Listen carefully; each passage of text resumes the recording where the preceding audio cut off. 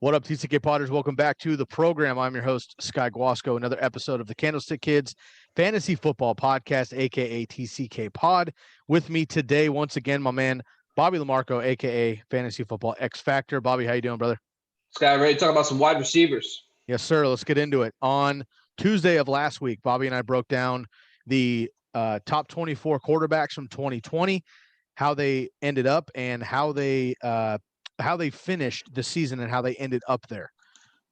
Lucas and Dweez took over the running backs on Thursday of last week. So if you missed out on those, dial back 1 week for those two episodes. Bobby and I are going to go through the top 24 wide receiver finishes from 2020. And then Bobby and Dweez are going, or excuse me, Lucas and Dweez are going to get into the tight ends on Thursday to really tie a bow on 2020. Then we can move in with free agency around the corner, move into 2021. Bobby, before we get into it, we're a little late here. Again, we're only down to 2 episodes per week these days. We went 5 for fucking months, dude, and we just need to take a breath in the off season. So we're down to 2 episodes pretty much right after we ended the podcast last week. The Carson Wentz news broke from Indianapolis to Philadelphia. We don't need to dial too deep into this. I just want to get like kind of knee-jerk reactions on Carson Wentz going to Philadelphia, and Philadelphia now with, hypothetically, Jalen Hurts behind the saddle here. Before we get into wide receivers, quick thoughts on Carson Wentz to the Colts and Jalen Hurts, hopefully, in my opinion, taking over for the Eagles. Sharing the wealth. I love this offseason, you know? You get a quarterback. It's fantastic. Oh, dude, we're far from done, too. There's a lot left. I love it. Listen, so from the Colts standpoint, I think T.Y. Hilton might depart. If he doesn't, I think with T.Y. Hilton, Pittman, Zach Pascal, those tight ends, I think that he's in a much better situation, Carson Wentz. He's a true pocket passer behind a very good offensive line. We'll see what they do at left tackle because Anthony Costanzo just retired.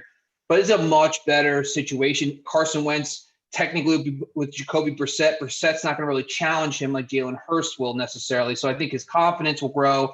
Back with Frank Wright, good offensive line. I think this is a plus for him. But I think it's good news for guys like Michael Pittman, who can grow in the second year of his scheme. We just saw, like we touched on with Tom Brady, how well he did going into an established situation. Maybe Wentz could do something similar. For Hurts, I'm all in. I love it. I mean, mobile, he runs, he's the guy you look for, right? What they really need is a true number 1 wide receiver. Will that happen this offseason through the draft? Will they, is the current situation with the guys they have now with Jalen Reagor, is he truly a number 1, Travis Fulgham? They just released all their veterans, right? So is Zach Ertz on the way out? Is it going to move to more of a 3 wide receiver dominant offense? I love Hurts. I'm all in. I'm watching videos. He's already after it. He's already going after it. He's already calling meetings with his teammates. I'm in. I'm watching him all off season. I'm going to target him in double-digit rounds all day. I agree. I'm not sure if they don't pick up somebody in the draft and they don't get a quarterback out of free agency, I don't think you're going to be able to get him in double-digit rounds come draft season. You just won't. If he is definitely the starter and he's got that dual threat ability that we see taking over the NFL, I think he's going to be a middle round guy with, honestly, probably the potential like a Kyler Murray. I'm not saying he's Kyler Murray yet, but getting him in like the 6th or 7th round, and he could finish, if he stays healthy and runs, he could finish, top 10, top 8 in a full season. Now we know that there's concerns there with the weapons in Philadelphia. They let go of Deshaun Jackson. They let go of Alshon Jeffrey. Zach Ertz is probably on his way out. Maybe to Indianapolis with Carson Wentz. Maybe they go with Kyle Pitts or something to replace him. There's a bunch of receivers, obviously. Miles Sanders hopefully gets let loose this year. We'll see what happens in Philadelphia. I'm with you, though. I'm also all in on Jalen Hurts. For Carson Wentz, I think it is an upgrade with the Colts overall. My only concern is potentially the super hype factor on Jonathan Taylor, the way that he finished 2020. I don't know if it was play calling. I don't know if it was Wentz. I don't know if it was the Eagles who are different than the Colts, blah, blah, blah.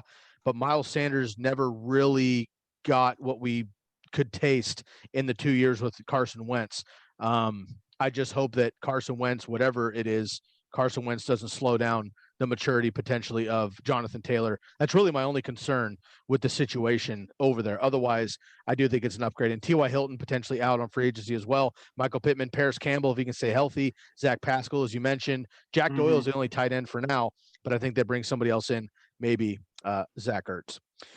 Okay, so just quick thoughts on that. I know it's old news, listeners. I mean, you've probably heard this for 4 or 5 days, but we haven't talked about it on the podcast. I wanted to bring it up quickly. All right, man, without any further ado, let's get into the top 24 wide receivers from 2020. This is episode 363 of the TCK Pod. If you have not yet, please follow us on Instagram, Twitter. We're also formerly on TikTok now at TCK Pod on TikTok. Just started out there. Please give us a follow, tell your friends and family, and a share. Also, leave us a comment below before we even get into this. Let us know maybe your top 3 favorite and most productive wide receivers that you had on your teams, whether it was Tay Adams and Tyreek Hill at the top, or maybe it was somebody down at the bottom like a Marvin Jones, Brandon Cooks, somebody like that who was maybe not a league winner, but a week winner certainly occasionally. Let us know some of those comments in below and subscribe right here to the YouTube channel. All right, Bobby, let's get into it, my man. We'll go again in groups of 4. So we'll give you 4 names. I'm going to give you some blanket stats over the top. I'm going to turn Bobby loose, and I'll come back over the top after that. Top 4 fantasy wide receivers, and of course, this is full PPR. And we took 16.5 PPR points was the average for a week 1 finish. A top 12 finish on the week on average was 16.5 PPR points. So when I go through and I say a guy was, finished at this at on average, that's 16.5 points on that particular week. So at the top, no surprise here, Devonte Adams, first overall by 30 PPR fantasy points ahead of Tyreek Hill. Incredible. Devonte Adams, number 1 overall, number 1 in points per game. Tyreek Hill, number 2 overall, number 2 in points per game. Staphon Diggs, first year in Buffalo, number 3 overall, number 3 in points per game. First change, number 4 overall in PPR. Deandre Hopkins, first year in Arizona, number 5, though, in points per game. So once again, Adams, Hill, Diggs, Hopkins, top 4 in full PPR. Well, one thing I will say is this, kudos to Devonte Adams. I know, this year he was just purely dominant. I mean, we're talking about across the board, points per game, points. His ADP was the 2nd overall wide receiver, but across the board, even on consistency, he just played at a different level. He was actually one of the top players. So Pro Football Reference is a really cool thing where they weigh out how many points you have above an average player. And Devonte Adams was like the only wide receiver that was clearly in the top 10. He was so dominant. But the one thing I will say again, I talked a lot about this during the quarterbacks preview, was system continuity.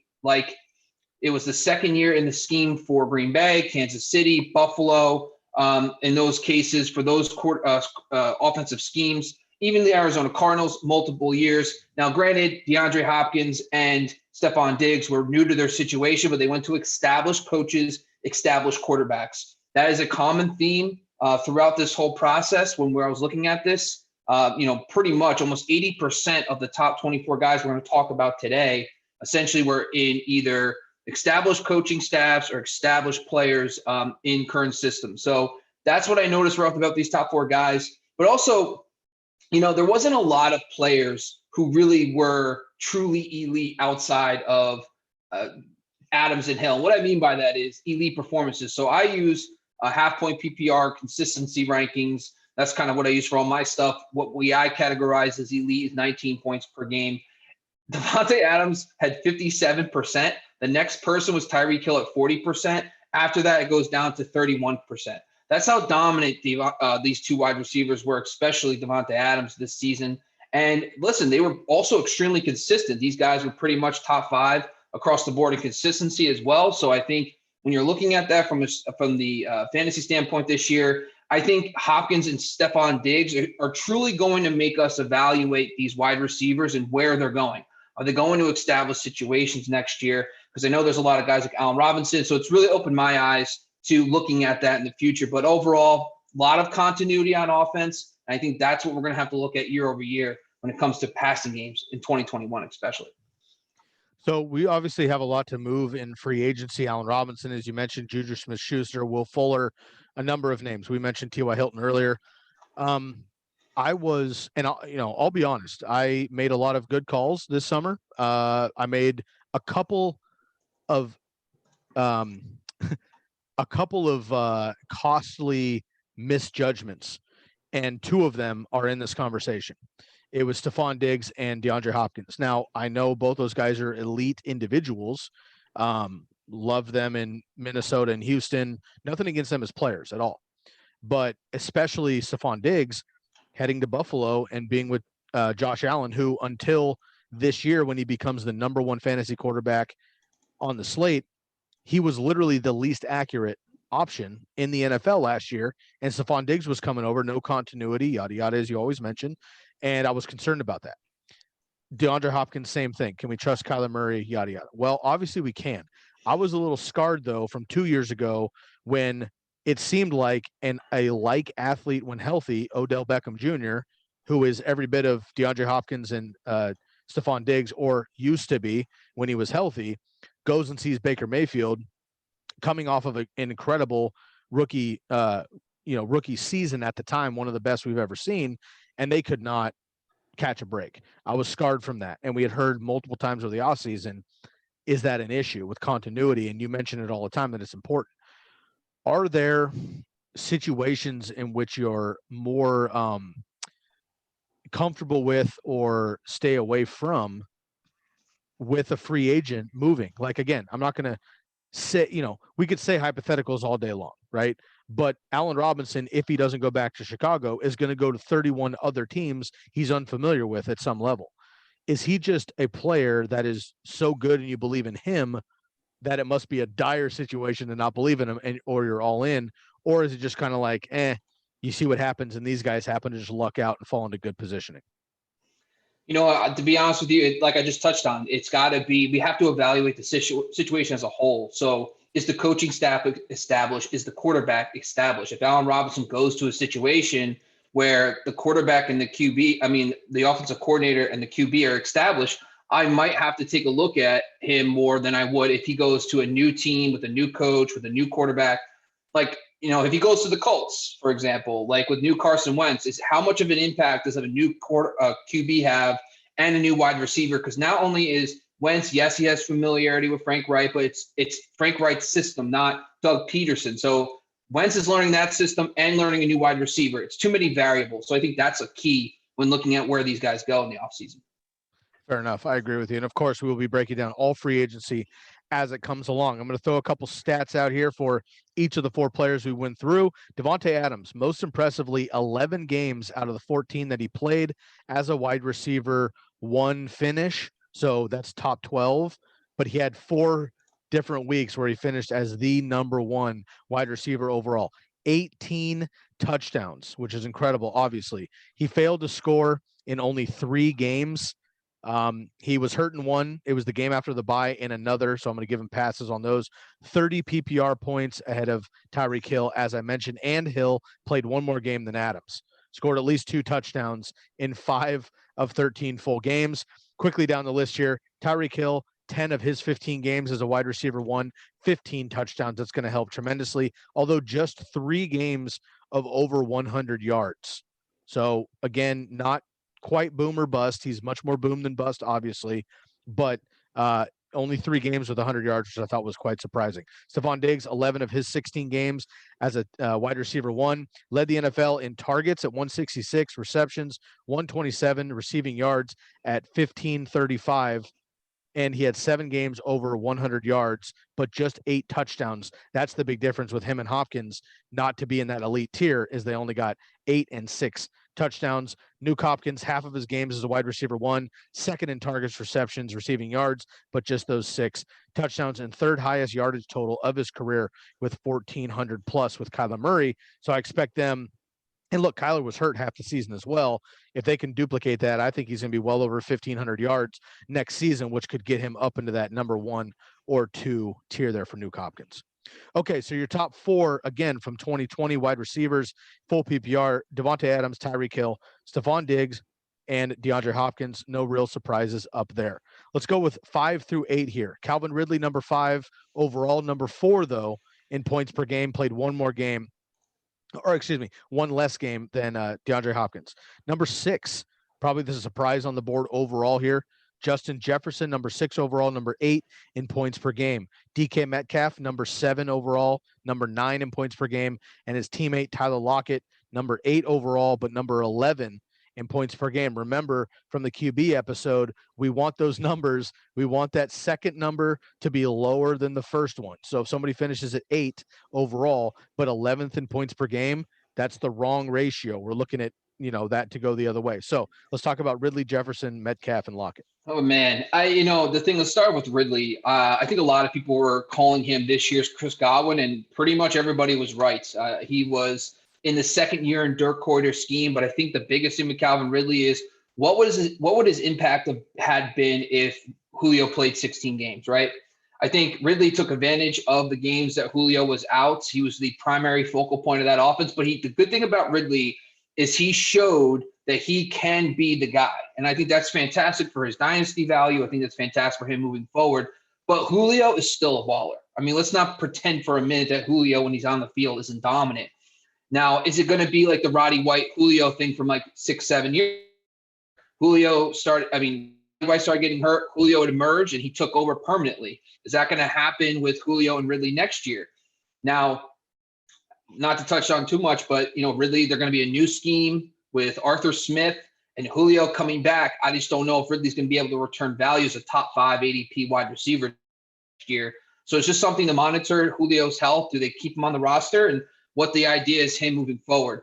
Justin Jefferson, I think, is one of the biggest misses in my mind. I know you just touched about Staphon Diggs and DeAndre Hopkins, and I'll admit I wasn't huge on them either because they were switching teams. But I think Justin Jefferson I typically stay away from rookies, but Justin Jefferson was the rookie this year. He was the guy.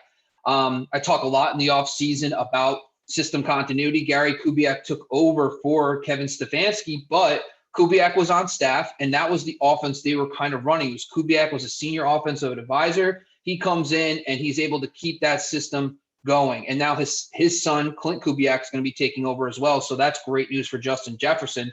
But from across the board, Justin Jefferson wasn't necessarily a top 10 when it comes to consistency. He wasn't, he did have his streaky moments, but for the most part, he was pretty solid all year, wide receiver 1. But there was a lot of opportunities. In opportunities analysis, I write in the offseason, I talk about how many potential growth in pass volume, and the Vikings were number 1. And I thought that, Bisbee Johnson or Smith might be the guy, but it was Justin Jefferson. So I think that's fantastic moving forward. And it's good to hear that Clint Kubiak is going to be on staff. The next guy, DK Metcalf, he was awesome. I mean, DK was in the first half I think it's a kind of a tale of two halves.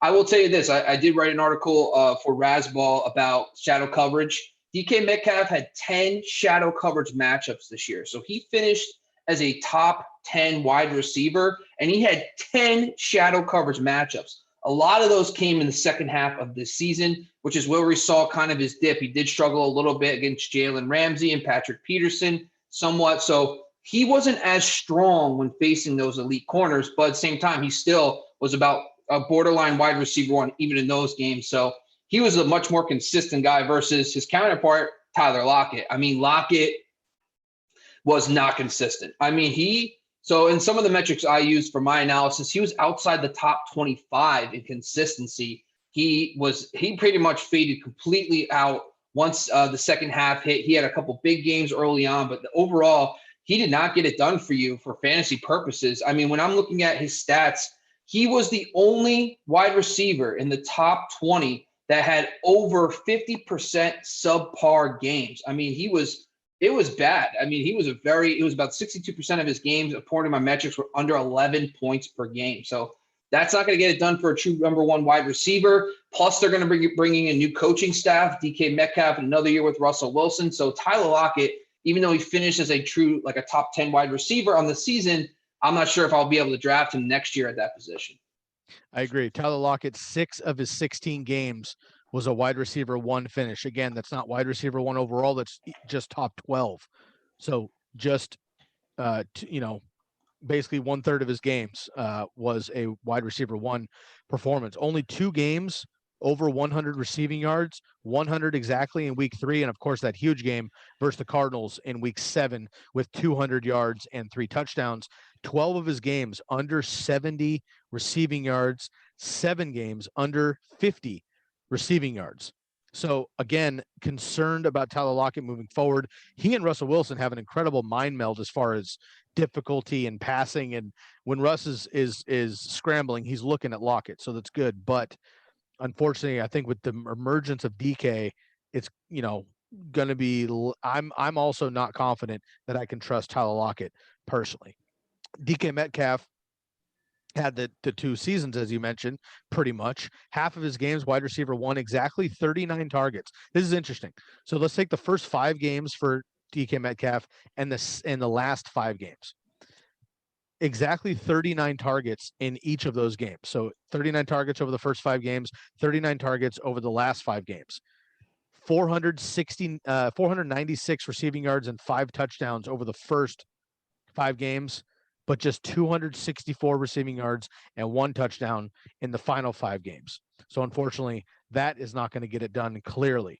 Now, a lot of people compare DK Metcalf and will throughout his career, I think, in body metrics, ability, size, everything else, to Calvin Johnson. Obviously, those are big shoes to fill.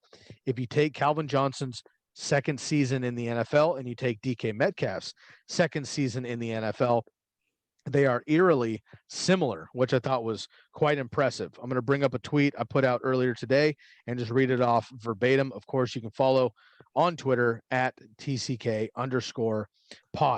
So let's listen to this really quick here. You have, there you go. Calvin Johnson in year 2, 16 games played, 150 targets, 78 receptions, 1,331 receiving yards, and 12 touchdowns. DK Metcalf in year 2, 16 games played, 129 targets, 83 receiving yards, 1,303 receiving yards, and 10 touchdowns on 21 less targets. So he basically had the same season as Calvin Johnson in his second year on 21 less targets. Very impressive there. Justin Jefferson, rookie record, 1,400 receiving yards, breaking Anquan Bolden's 1,377 in 2003. It'll be interesting to see Herbert in year 2. Obviously, they do have a new coaching staff over there in Los Angeles, so it'll be interesting there. And then we have Calvin Ridley, career highs across the board, as you mentioned. And I think he and Julio can coexist. We saw that 2 years ago. The real decision is going to be, is Matt Ryan definitely the guy? I see some mock drafts from like Pro Football Focus, some like legitimate resources here, mocking like Justin Fields to the Falcons and stuff like that. Do they move up for a quarterback? We'll see if that's an issue there, as Matt Ryan was once again tops in the NFL in passing yards. Okay, number 9 through 12 here. Allen Robinson, number 9 overall, 12th in fantasy points per game. Adam Thielen, number 10 overall, 10th in fantasy points per game. Mike Evans, 11th overall, 13th in points per game. And A.J. Brown, this is what we're looking for. A.J. Brown finished 12th overall in fantasy points, but 6th in points per game. That's excellent. 12th overall, 6th in points per game. He missed 2 games. Bobby, breakdown, Allen Robinson, Adam Thielen, Mike Evans, and A.J. Brown. Yeah, so when I'm looking at this, I was actually kind of disappointed when I was looking into, I know you use PPR, I use kind of half PPR, so it gives everyone kind of a different perspective, but I was genuinely surprised of Allen Robinson's lack of consistency. So in my metrics I was using, he only finished 20th in consistency overall. And I thought that was very surprising. I always think of Allen Robinson as a very, PPR, catches a lot of passes, not necessarily, a big touchdown threat because of Mitchell Trubisky and Nick Foles. But I thought it was very interesting that Allen Robinson fell much lower in consistency than his points per game and his overall points overall. Now, when I look at Allen Robinson, his landing spot's exciting, but this is the thing, like we touched on, Allen Robinson being a free agent, it's I think one of the things that we should do here at TCK is maybe do a little bit more of a deeper dive and understanding of, is Odell Beckham and the Brown situation more likely, or is it maybe COVID and how everybody kind of had a lack of an offseason helped guys who changed teams because no one was able to practice? So I'm not 100% sure. I think maybe that could have been a part of it because everyone's kind of starting on equal footing. That's just one way to look at it. As for Adam Thielen, listen, I talked a lot about this in the offseason. One of my guys, I loved Adam Thielen because of the influx of pass volume. 2 years ago, the Vikings barely threw They had the lowest dropbacks in the NFL. There was natural regression back to the mean coming, and sure enough, that happened. And Adam Thielen, relatively across the board, borderline one, whether it's consistency or, and he actually finished as a wide receiver one more often than not based on the metrics I use. So that's good. I mean, you want your guys that are going to be top 12 to finish in the top 12 more often than not. I'm sorry. What I meant to say is finishes a top 24 wide receiver, but he almost finishes a top 12, 50% of his games. So that's a great consistency for Adam Thielen overall based on the things I was seeing. So, and the thing is, Clint Kubiak coming back, Kirk Cousins most likely coming back. I think that you could probably see, Adam Thielen and Justin Jefferson have a very similar season than they had this year. Mike Evans. So listen, I think Mike Evans was weird. I mean, he had games where he had like one catch for 0 yards and a touchdown, like some weird 1 catch, 1 yard, 1 touchdown. It was like really strange against Marshawn Lattimore. Evans is another guy I'm going to be writing about very soon about his shadow coverage. He had 5 games. He's very greatly impacted by true corners. But I think with Tom Brady coming back, coming off the Super Bowl, you got to like Mike Evans in another year with Tom Brady. That's what I like to find with guys. And listen, Mike Evans was in the second year with Bruce Arians, but I like to find guys who are going in. There's always more chemistry to build. And I think Mike Evans can definitely be a top 12 wide receiver next year because him and Tom Brady are only going to get better. They're not going to get worse. Plus, Chris Godwin could leave in free agency, which just means more of a reliance on Mike Evans this season. As for A.J. Brown, like you just touched on, I thought it was in my consistency ranking, he was 5. That was one of my biggest things that blew me away. Like I was not expecting him to be that consistent all year long. He had plenty of elite games on the year. He finished as a wide receiver 1 more often than he finished outside the top 24 based on the metrics. That's what I'm talking about. Like that's what we want to see. And the thing is, listen, yes, Arthur Smith is gone, but they promoted their QB coach, Todd Downing, who, if you're a Raiders fan, might know him as someone that didn't work out. But at the same time, at least there's the same coaching staff staying in place, and they can continue to build on what they built this year with Ryan Tannehill. So I think A.J. Brown, to me, next year should be able to continue. Plus, Corey Davis is a free agent. He could be leaving, which means that more dependency on A.J. Brown. But overall, for the lack of targets that offense produces, him to be that consistent is a fantastic sign for his fantasy value moving forward. A.J. Brown is so fun to watch, man. He and DK get a lot of comparisons. Of course, they were teammates at Ole Miss, which is insane, but very impressive. He just got to stay healthy. Tough rookie year and then missed 2 games again this year. And you don't think of the Titans offense as high-powered, big fantasy points, a lot of scoring in NFL purposes. But when you break down the numbers, Derrick Henry's Derrick Henry. A.J. Brown is a top 5 wide receiver in all aspects when he plays. And Ryan Tannehill even is top 8 at the quarterback position. So they are getting it done there. A.J. Brown, 11 touchdowns in 13 games after the bye week. You mentioned Corey Davis, Jonnu Smith could leave in free agency. They're going to have a new OC there and coaching staff as well with Arthur Smith going to Atlanta, as you mentioned earlier. That'll be interesting. Mike Evans, 7th consecutive season with 1,000 yards, only receiver in NFL history to do so. And 13 touchdowns most of his career, which is obviously very impressive, which buoyed a lot of those bigger games, as you would mention. And Adam Thielen, look, 7 of his 15 games, he was a wide receiver 1, but 6 of 15 other games, he was single-digit PPR fantasy points. Can't have that. 14 touchdowns, which is 5 more than his previous career high, buoyed his season right now. So the last 4 seasons before this year, Adam Thielen had 5, 4, 9, and 6 touchdowns. He had 14 this season. Obviously, that's going to exponentially give him that boost there. And a guy that doesn't score, Allen Robinson, absolutely crushed the best he can with bad quarterback play and opportunity. But again, just 6 touchdowns for him there. Okay, let's roll into 13 through 16 here and get into some of these like back end wide receiver 1s who are trustworthy, but maybe not weak and league winning guys, but certainly in that, kind of second, third tier as far as wide receiver 2s go up here at the top. So Keenan Allen, number 13 overall, 7th in points per game. Again, A.J. Brown, 12th overall, 6th in points per game. Keenan Allen, 13th overall, 7th in points per game. That's the differentiation we like to see. Missed 2 games there. Robert Woods, 14th overall, 15th in points per game. Amari Cooper, 15th overall, 17th in points per game. And Juju Smith-Schuster, 16th overall, 19th in points per game. Let's break down Keenan Allen, Robert Woods, Amari Cooper, and Juju Smith-Schuster. Keenan Allen. I mean, listen, Justin Herbert, your boy from Oregon, I mean, he changed everything. I mean, Tyrod Taylor, we're all expecting this, much lower pass volume offense from the days in Buffalo with Anthony Lynn, Tyrod Taylor.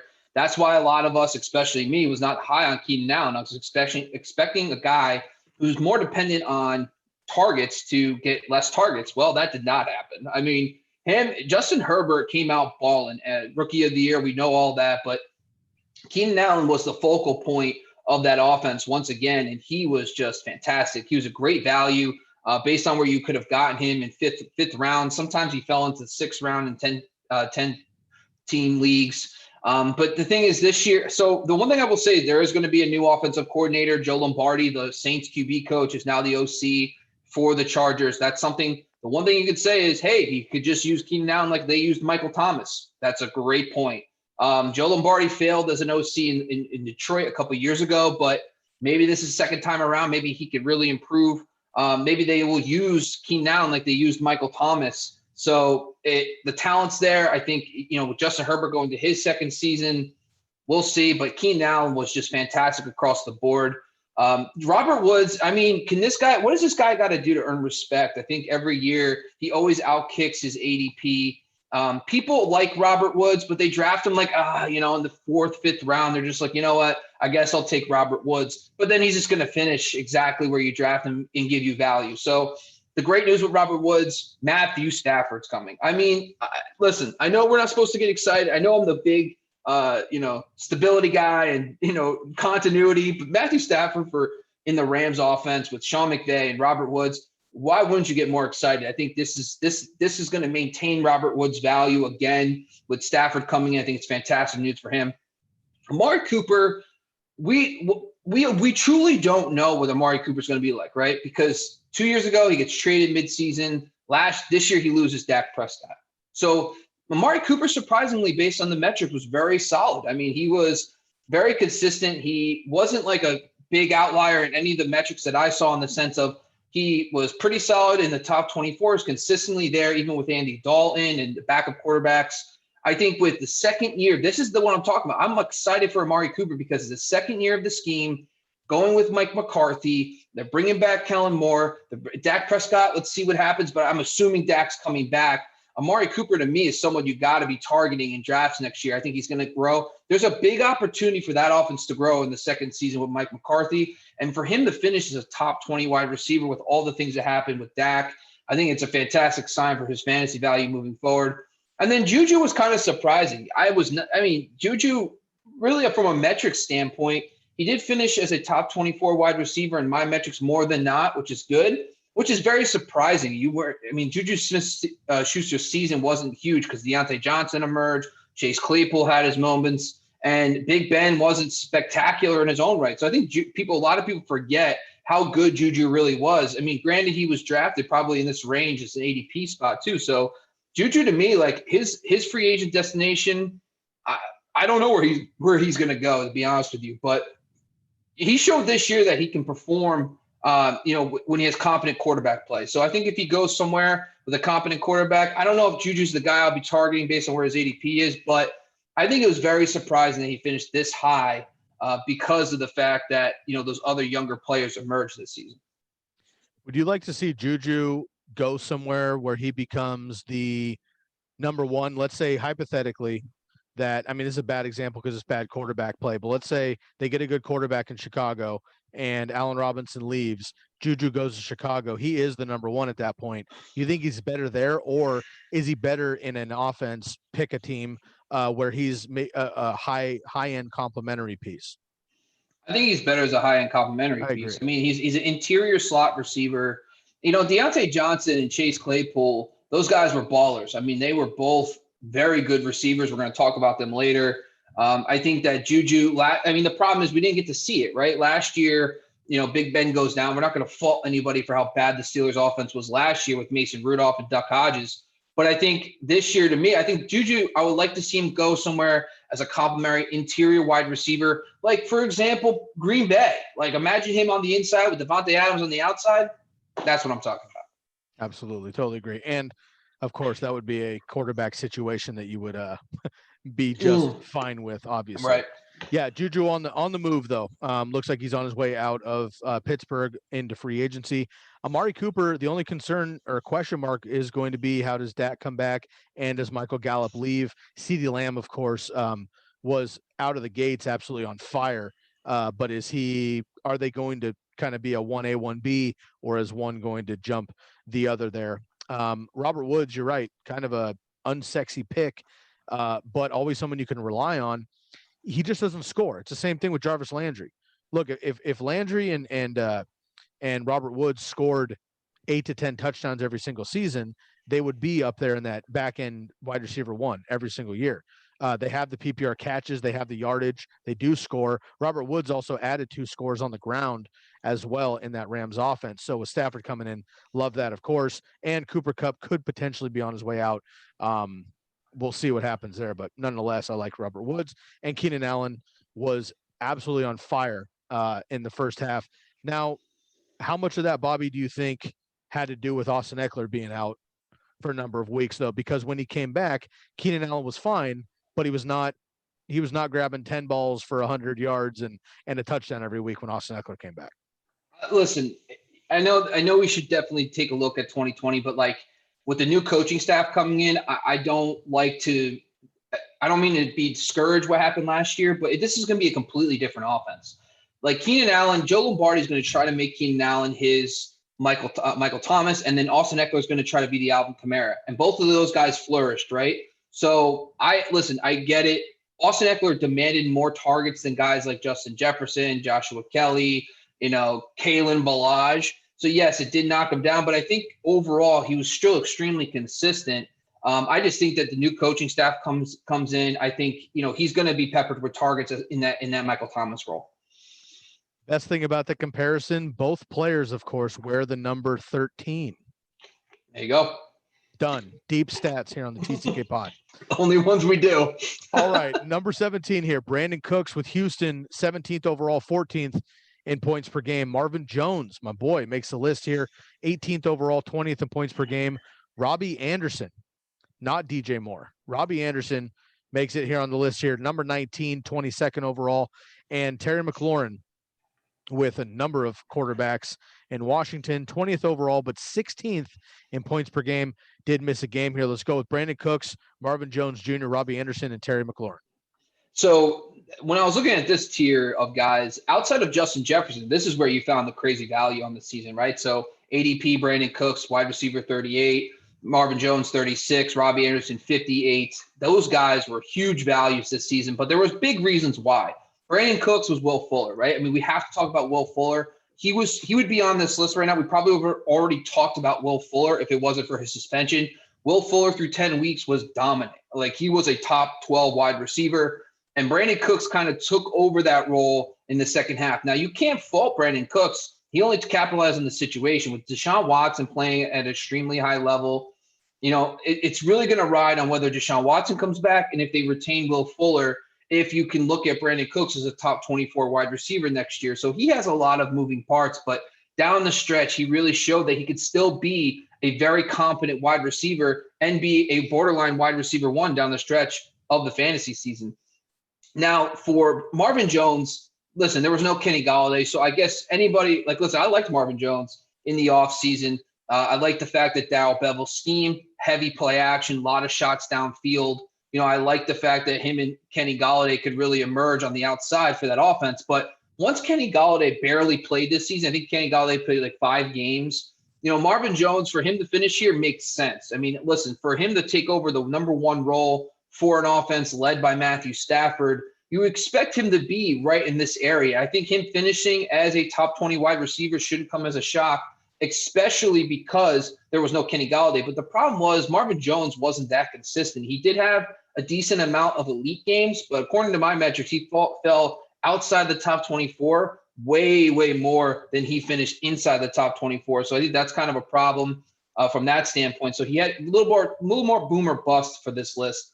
Robbie Anderson, I think, is a big surprise in the sense that he took DJ Moore for the number one receiver role. I think this offseason I wrote an article about DJ Moore and how I was a little concerned. The pass volume was going to come down. I mean, 2 years ago, the Panthers threw the ball an insane amount under Scott Turner. Then comes in the new coaching staff, and sure enough, the volume comes down with Teddy Bridgewater. And I saw that really impact the team across the board. But all three of those guys were right in this range. I mean, Robbie Anderson emerging as the true number one. He did have the history with Matt Rule from their time back in college. So I think that was very interesting as well. Plus, they're going to hopefully we'll see in the second year of the scheme. Joe Brady did not become a head coach. So you got to be excited for that continuity on offense. We'll see what they do at quarterback. But even if Teddy Bridgewater is retained, I think there's room for optimism for these guys to kind of repeat their performances because there is zero tight end position at that offense. But, of course, CMC returning this year could be an impact, maybe more on a guy like Curtis Samuel if he comes back in free agency. And then finally, Terry McLaurin. I mean, talk about just like Dwayne Haskins, Alex Smith. I mean, like this guy finished as a top 20 wide receiver with just a bag of nuts throwing him footballs. Like it made no sense. Those guys were not – there was zero competent quarterback play pretty much all year. I mean, Alex Smith, yes, he did kind of move the football a little bit better, but he was a check down machine. He was throwing the ball to guys like the back, J.D. McKissick, insane amount. So for Terry McLaurin, I think this is fantastic news for him. I think he's definitely a guy you want to target next year. Second year in Scott Turner's scheme with Ron Rivera running the show. I think that hopefully they go out and get some, but there's a lot of chatter about Sam Darnold potentially going to the Washington football team. So I love Terry McLaurin. I think he's a fantastic player. And I think based on his production, he was extremely consistent, but he did fall outside the top 24 a little more than you would like. But I think it's more to do with the inconsistent QB play this season for the Washington Redskins. As of right now, Taylor Heinecke is going to be their guy. He finished the season straight up, like had a chance to beat the Buccaneers. We all know what happened. The Bucs go on to win the Super Bowl, but the Washington football team had him on the ropes for a minute, a quick comeback, a very valiant effort from Taylor Heinecke, diving for the touchdown and everything. We've seen the highlights. They re-signed him, though, to a 2-year deal. I don't necessarily think he's the answer in Washington long-term, but he's the guy for now. There are a number of quarterbacks, Mariota, Derek Carr if he leaves, Deshaun Watson clearly, Cam Newton, Sam Darnold obviously as well. Jimmy Garoppolo could leave San Francisco. There's a lot of options at quarterback. I do expect somebody to fill in Washington.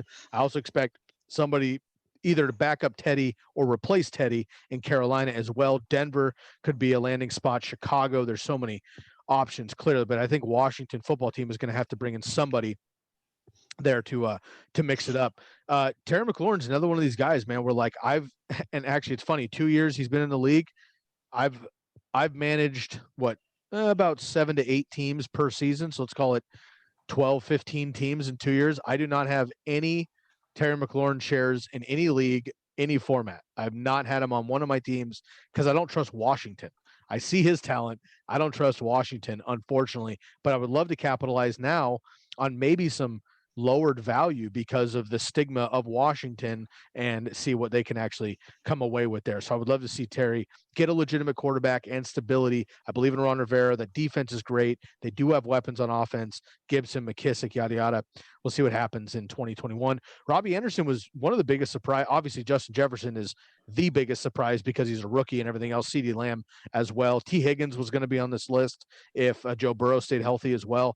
But of guys that we already knew, Robbie Anderson is easily the most surprising to me because he was boomer bust minimum or I would say boomer bust max with the Jets. Comes over to Carolina and DJ Moore was going to be the guy. Curtis Samuel's the guy. CMC was the guy before he goes down. And Teddy Bridgewater's the check down guy. And all of a sudden he's just throwing 70-yard bombs the first couple of years to Robbie Anderson. Quite surprising there. Marvin Jones, love to see him up here. He always steps up when he needs to. Hell of a player, and I hope he can get it done with Goff. But he wants to leave too. So maybe he finds himself somewhere else as well. And then Brandon Cooks is just another guy, man. Look, he's played with multiple Hall of Fame quarterbacks. We know that. Deshaun Watson, we'll see what happens in the rest of his career. But he just goes there, makes the quarterback and the team better around him. 1,000-yard wide receiver. Very impressive for Brandon Cooks. Okay, last four names we're going to cover here today. Deontay Johnson, Pittsburgh Steelers here. 3 Steelers in the top 24. Pretty impressive for Big Ben. Number 21 overall, number 18 in points per game. CeeDee Lamb, 22 overall, 23 in points per game. Chase Claypool, 23 overall, 24th in points per game. And Curtis Samuel, 24th overall, 21st in points per game. Let's finish it out here with Deontay Johnson, CeeDee Lamb, Chase Claypool, and Curtis Samuel. Yeah, all the thing these guys have in common is that they have other receivers in the top 24, right? So Deontay Johnson and Chase Claypool are married with Juju, and then CeeDee Lamb with Amari Cooper, and Curtis Samuel with Robbie Anderson. And I think the biggest thing when I look at these guys is all of them, besides Curtis Samuel, of course, is going to be a free agent. We'll see what happens with him this year. He's a very intriguing name to be to look at and where he goes. But Deontay Johnson, listen, Big Ben is probably coming back. It sounds like he's coming back. Matt Canada, the offensive, is going to be the new OC, former QB's coach, Canadian Football League guys. So we'll see how that goes. But Deontay Johnson, right? Yeah. All they do is throw the ball. So yeah, well, that's the thing, though. There was no ground game, and there's going to have to be some regression back to the mean a little bit. The Steelers are not that pass heavy of a team. And Big Ben, I think when I'm looking at the situation, there's multiple ways to look at it. And I kind of reflecting on our QB conversation is that Big Ben really, he was in a sling in the offseason, right? So coming off his arm surgery, he did not get a lot of chance to work out with these guys.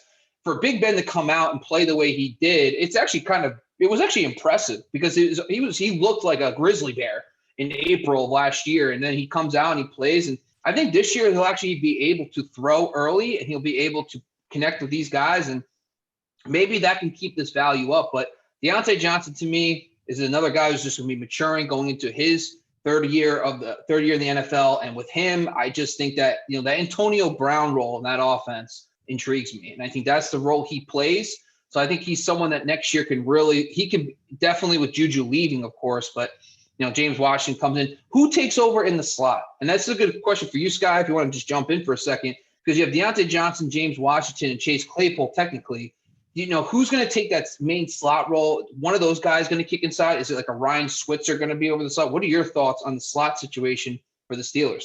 Man, honestly, it sounds crazy, but I do think that, look, if Big Ben's there, as long as Big Ben plays, they're going to be throwing as close to 500 plus times.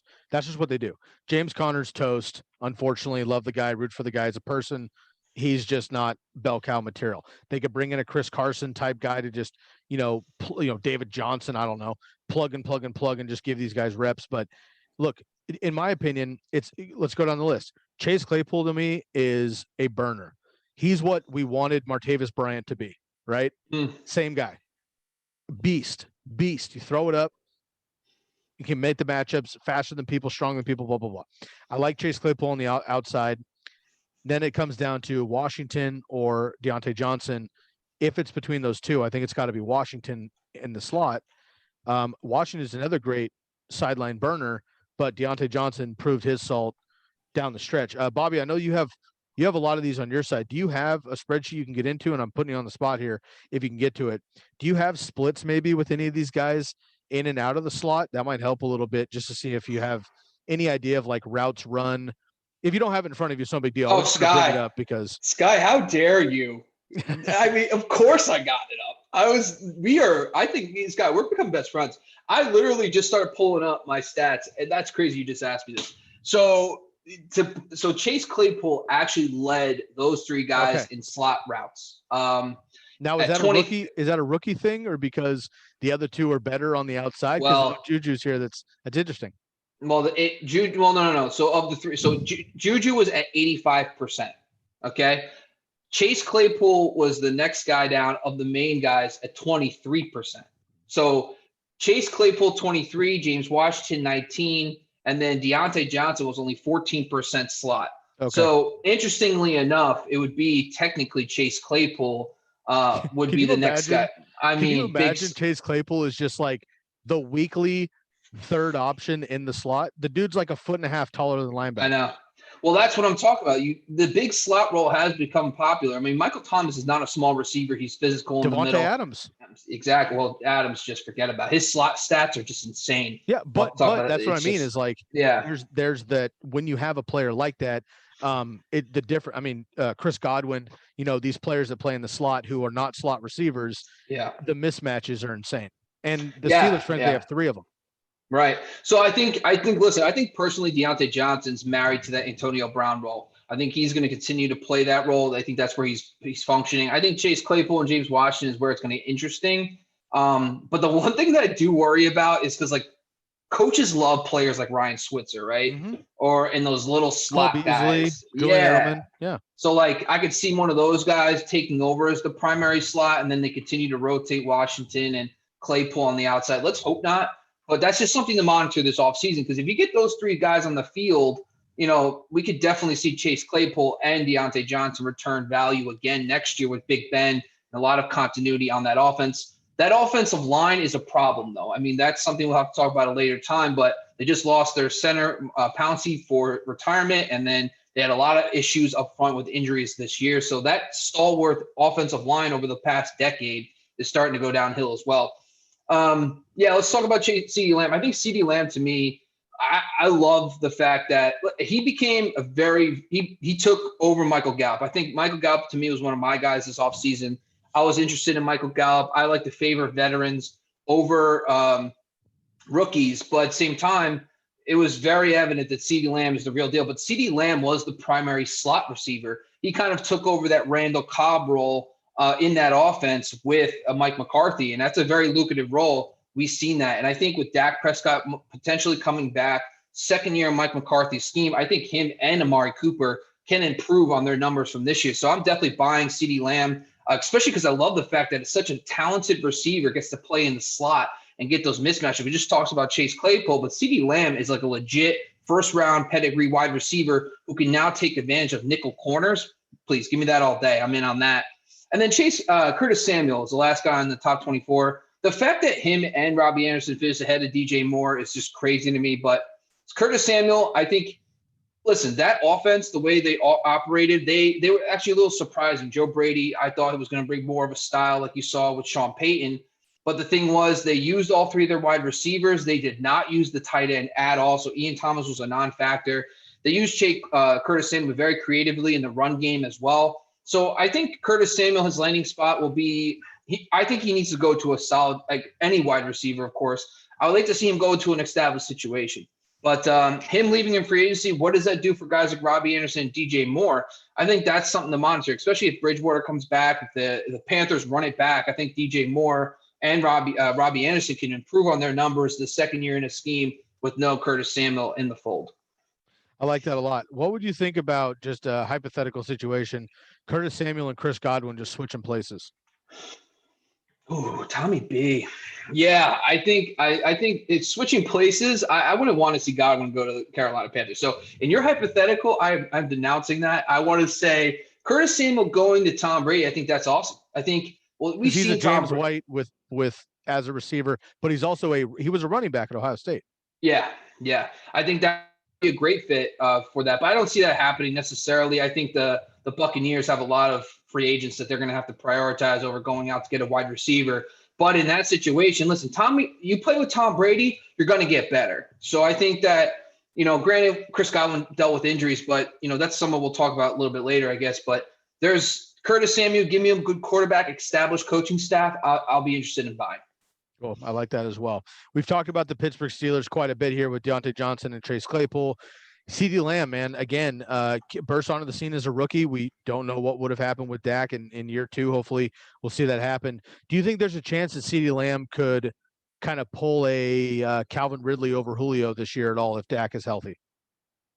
So CeeDee Lamb over Amari Cooper as Ridley did over Julio? No. I think Cooper's still in his prime, man. Got it. And Curtis Samuel, of course, we just mentioned, looking at free agency as well. All right, so let me blast out really quickly here the top 24 fantasy wide receivers. This is full PPR finishes. Number 1, Devonte Adams, Tyreek Hill, Staphon Diggs, DeAndre Hopkins in the top 4. Calvin Ridley, Justin Jefferson, DK Metcalf, Tyler Lockett, top 8. Allen Robinson, Adam Thielen, Mike Evans, and A.J. Brown round out the wide receiver ones in the top 12. Keenan Allen, Robert Woods, Amari Cooper, Juju Smith-Schuster, and Brandon Cooks, Marvin Jones Jr., Robbie Anderson, Terry McLaurin, And the last of the wide receiver twos, Deontay Johnson, CeeDee Lamb, Chase Claypool, and Curtis Samuel. Dweez and Lucas will be breaking down the 24 tight ends as well coming up on Thursday. Make sure you hit that. Bobby, is there anybody else? We did this with the quarterback position. We brought up guys like Dak Prescott. We brought up Joe Burrow, of course. Marcus Mariota played one game, but kind of gave us that flavor of what we could do. Jalen Hurts wasn't on the list, but we'll see what happens. We mentioned Will Fuller earlier. There's a couple other guys here. T. Higgins, potentially. Brandon Ayuk had a late surge with the guys come down. Any wide receivers not on the list here that coulda, woulda, shoulda been, and to really like highlight while we're talking about the top 24? So, yeah, I think it's obvious the guys like Michael Thomas, for example, who are not on this list that were studs 2 years ago. I think Michael Thomas' situation with Drew Brees potentially retiring. Like, don't forget about Michael Thomas. I think, Michael Thomas next year, same offense, same situation, maybe Jameis Winston or Taysom Hill. But I think that personally, Michael Thomas needs to continue to be viewed as a top 5 wide receiver. We'll see how the offense unfolds. One of my personal favorites, one of the guys that when I did a lot of work this offseason on shadow coverage, and Kenny Golladay was one of my man crushes. Like, he was so dominant against shadow coverage 2 years ago. And he is a legit wide receiver one. I mean, this guy is a real talent. He's a free agent. He can go anywhere, essentially, unless they franchise tag him. But I hope he leaves Detroit, especially with Goff and everything. But Kenny Golladay is another guy that I think is extremely valuable. Will Fuller, if he returns to Houston and Deshaun Watson comes back, he needs to be viewed as a top 24 wide receiver in drafts next year. Julio Jones, another stud. Is he done? I don't believe so. If you look at his numbers, he was 7th in consistency on my rankings based on the games he played this year, but he also played some games and got hurt. So monitor Julio in the offseason, make sure he's healthy. And then the San Francisco wide receivers.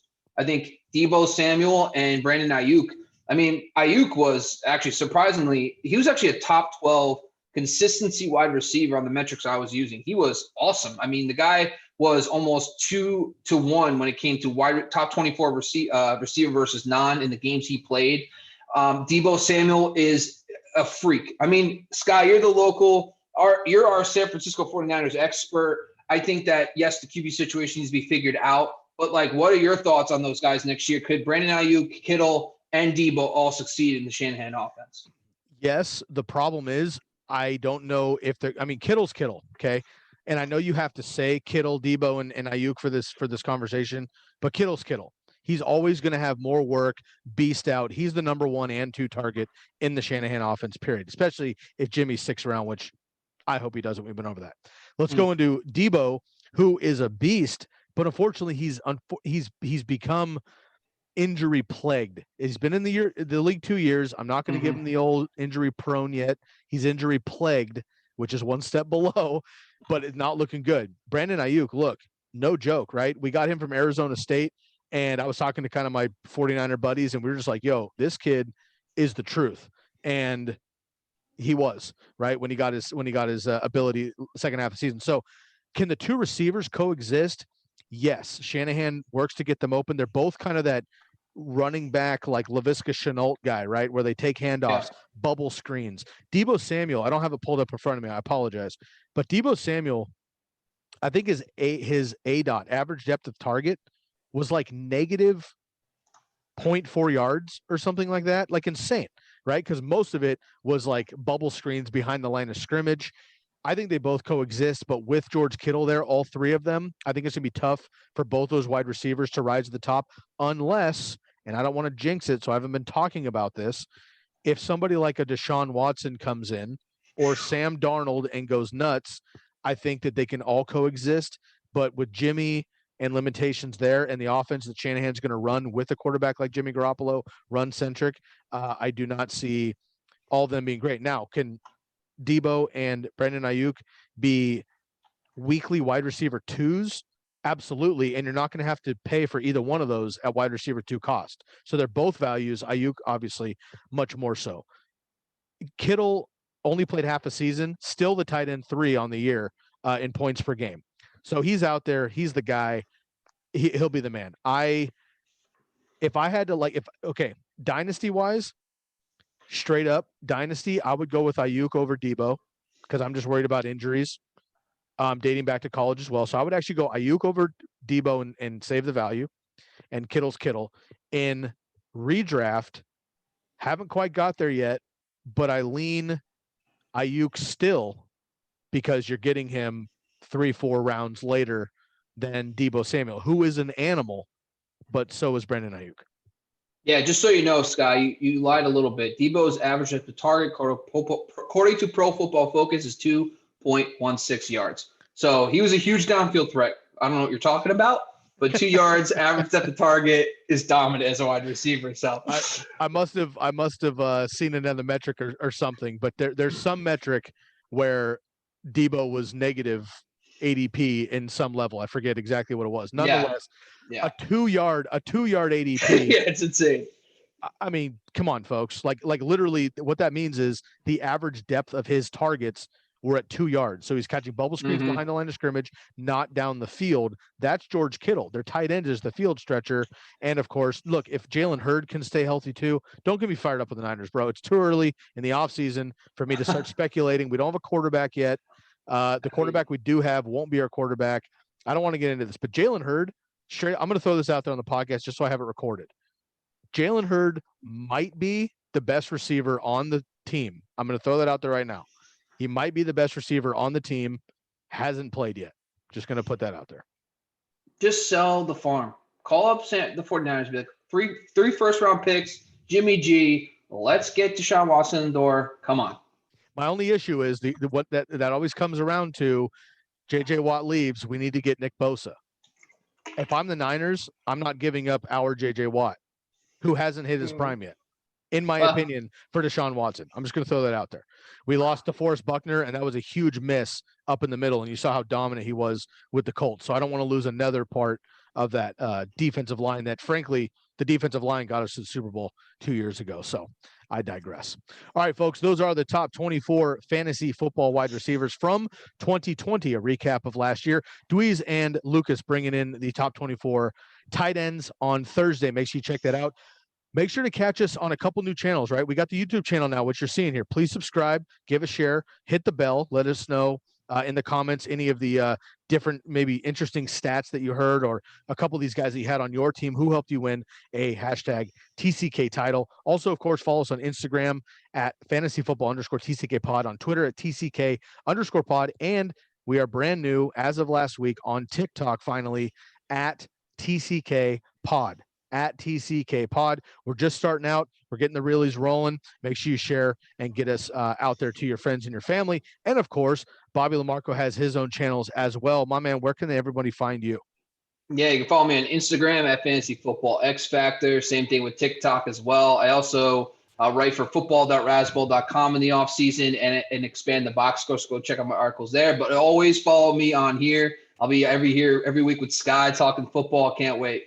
Yes, sir. And I want to give one more shout out to the Jersey Jungle on Instagram. I've got 4 people already who have gotten jerseys from the Jersey Jungle. Super pumped. The hype is real. Make sure you go check those out. $60 at cost. You're getting 10% off of those anyway, 15% off of an order of 3 if you want them. If I'm going to grab 3 receivers on this list that I don't have, I'm going to go Julio, who's not even on the list, but he's a legend, and I'm taking it. I'm also taking a Larry Fitz, who's not on the list, but also a Hall of Famer. And you know what? I might sneak in on an A.J. Brown before they get sold out. Bobby, who are 3 wide receivers on this list that you got to get your hands on? You already mentioned Kenny Golladay. So Kenny G. Kenny G is definitely a guy that I would have to have on this list. Actually, the funny thing is, too, I would probably go off this, too. I'm actually kind of a big T. Higgins guy. I kind of like him this offseason. So I really liked him. And then, I think I'm a little sentimental here, but I think a little Cole Beasley action. Ooh. Second team All-Pro. Best rapper in the game, man. I love it. Best rapper in the NFL. Hashtag Cole Beasley. Right on, man. Always a pleasure. Never a chore, my man. Bobby Lamarco, Sky Guasco with you on another episode of the Candlestick Kids Fantasy Football Podcast. We'll catch you next week. Thank you for staying tuned. Make sure you give us a follow. Episode 363 in the books. For my man, Bobby Lamarco, I'm your host, Sky Guasco, and we are out of here.